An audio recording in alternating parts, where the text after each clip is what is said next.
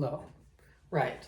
So I just got done recording this video about local linearization in the second derivative test, which you've probably seen by now. And I was thinking, we were talking about a lot of infinitely small things. So I think in this video we should really talk about some infinitely small things, right?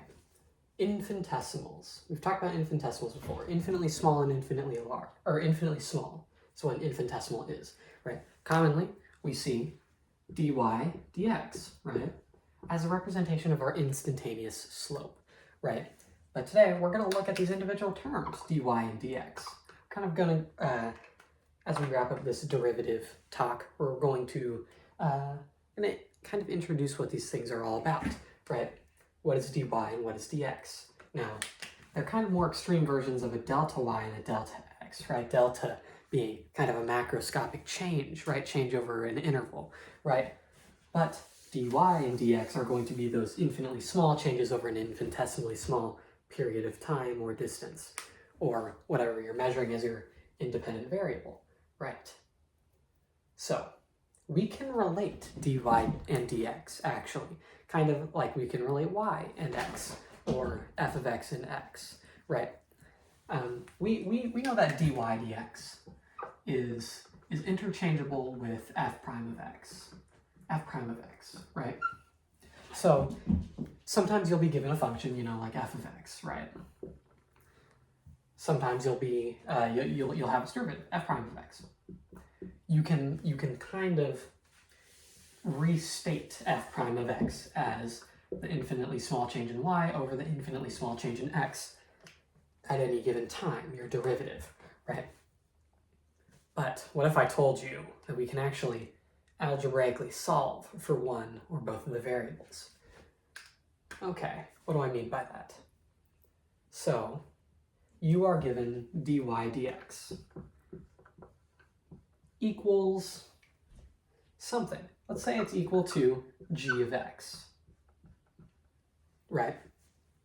Now, we can actually relate dy and dx because we can really just do this. We can bump dx over here and say that dy is equal to g prime of x dx. Now, this is going to be a useful skill later.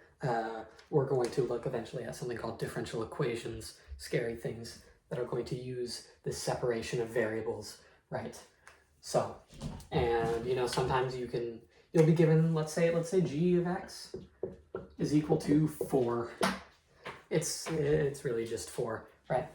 As such, dy dx, dy is equal to 4 times dx, right? Now this doesn't look like a whole ton, but this is kind of interesting, because what this means is that dy, your instantaneous rate of change in the y direction, specifically, is dependent on both g of x, a function, and dx. I just threw that marker. And dx, your infinitely small change of x. Here, your instantaneous change of y is always going to be equal to 4 times whatever your instantaneous change in the x direction is, right? So, your function increases a little bit this way, it's going to increase 4 times that way on an infinitesimal scale. My cat is crazy, right?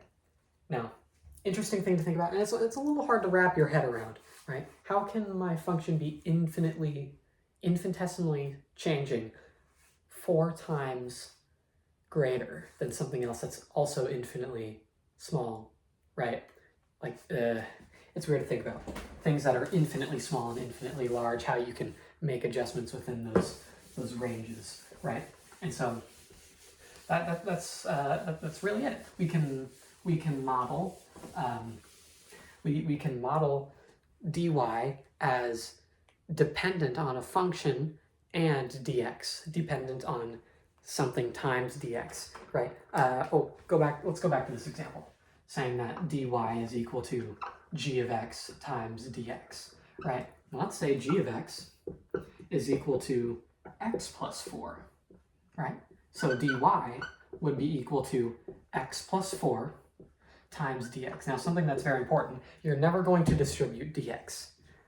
Never, right? So in mathematics, you cannot say that this is equal to x dx plus 4 dx.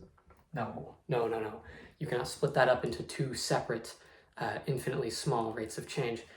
What this is saying is that dy is dependent on dx and x plus 4, because it's weird to think about, but on an infinitely small scale, it is a different thing for dx to change with x plus 4 as a multiple, and dx to change independently in two separate parts with x and with 4, right? You kind of get into weird territory there, and that doesn't work. You can't do that.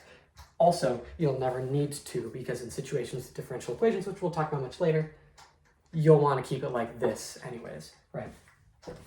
So, anyways, that's really it. I think it's pretty interesting that you can model infinitely small rate of change dy as kind of like a dependent variable, right? That's dependent on dx, which is an infinitely small rate of change itself, and something else, a constant multiple, or a not constant multiple, right? Indicating that your dy, your change in y, is actually changing. Really, think with me here. My infinitely small rate of change, a rate of change so small that it's infinitely small, can increase, but still remain infinitely small. But there's still a relationship, a mathematical relationship that we can observe, right? Anyways, see you later.